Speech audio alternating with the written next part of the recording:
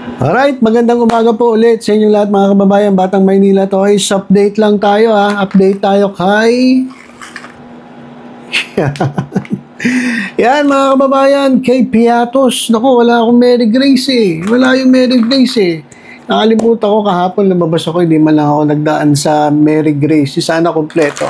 Mary Grace Piatos, mga kababayan.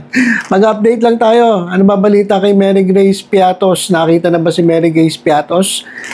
Si Mary Grace Piatos, mga kababayan, yung pumirma doon po sa mga acknowledgement receipts ng milyones mga kababayan na in-issue ng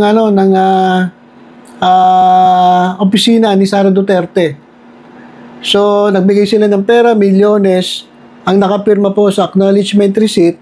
Ibig sabihin po ng acknowledgement receipt, ina-acknowledge niya na na-receive niya yung pera.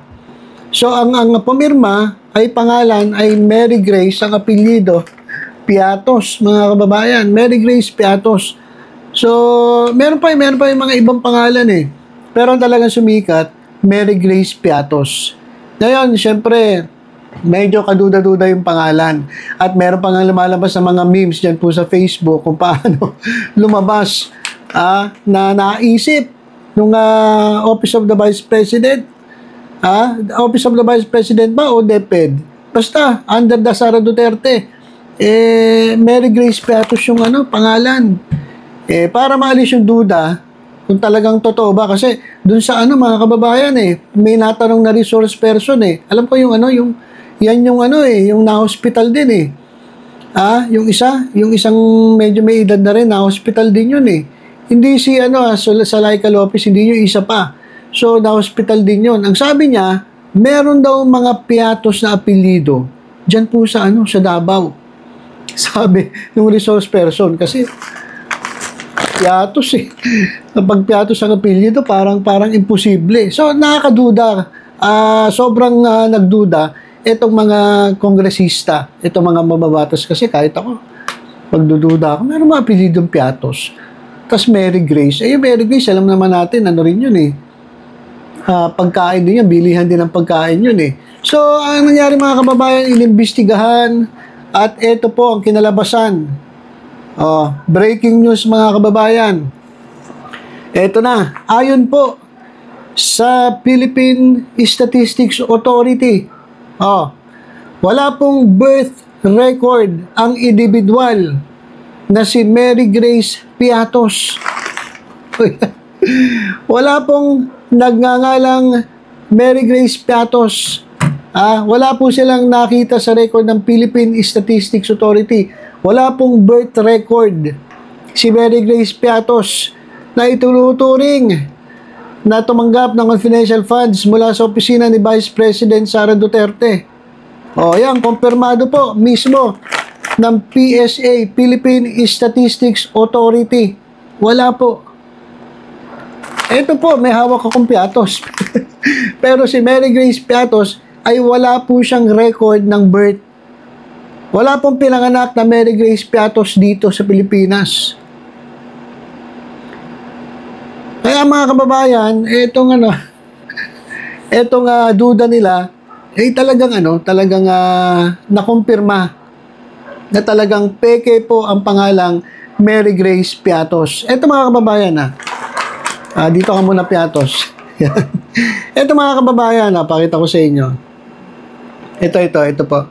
Ito po yung okay, maliwanag naman nata Maliwanag ba? Ayan. Maliwanag ba?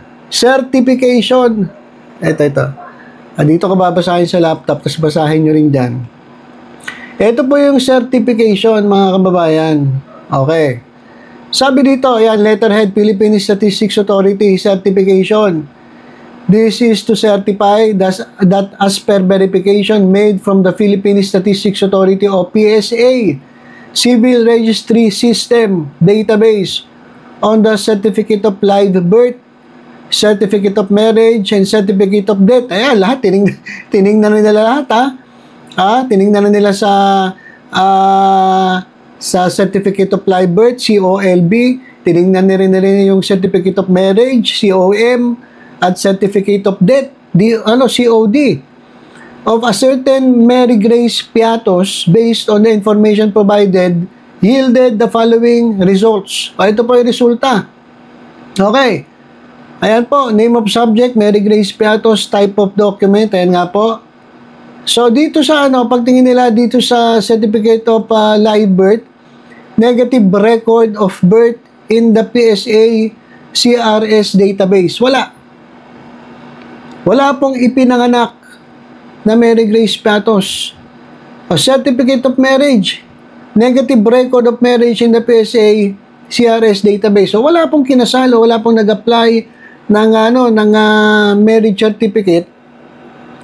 O diyan po sa sa PSA, wala pong Mary Grace Piatos. At COD, dito po sa certificate of death, tinignan na rin nila, baka patay na. O, wala po. Negative record of death in the PSA CRS database. Okay. However, if additional information such as name of parents of the subject, date and place of the vital event can be provided, we can search further and be able to ascertain whether the civil registry document is available in the database. So, doon sa magpapatunay na talagang merong Mary Grace Piatos, ipakita niyo yung tatay, yung nanay, kapatid, para ma-search. Oh, sigurado ang tatay nito si Mr. Piatos. Mr. Piatos, lumabas na po kayo Mr. Piatos o yung Lolo Piatos.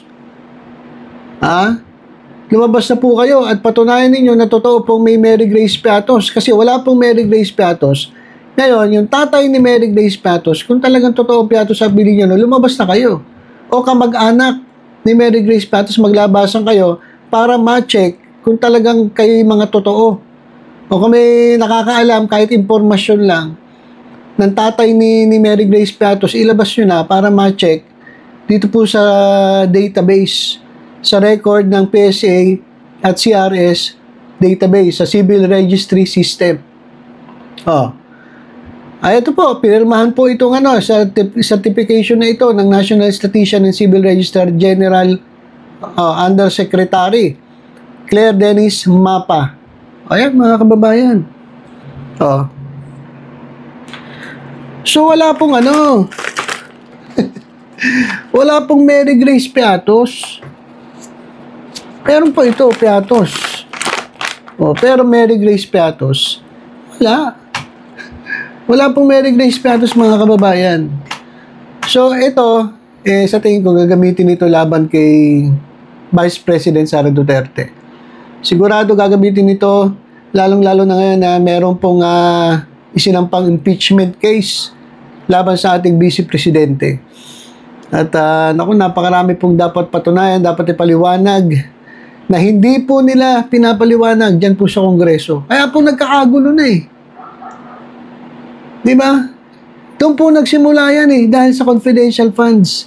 Hindi na po pinag-uusapan dito yung gusto maging presidente, gusto pumesto, gusto pabagsakin si Presidente Marcos. Hindi na po yun Nagsimula po lahat ito dyan po sa usapin ng confidential fund. Hindi po nila maipaliwanag kung saan napunta. Yan po yun, mga kababayan. Diba? Kung pinaliwanag lang, tapos na sana. Kaso, wala po, ayaw po talaga So yan, mga kababayan. Meron pong Piatos, pero wala pong Mary Grace Piatos. Okay? So yun lang, mga kababayan, update lang yon para at least alam ninyo. Tutok-tutok lang po. Dito sa Batang Maynila to, sa iba pang updates, ingat po tayong lahat. God bless po.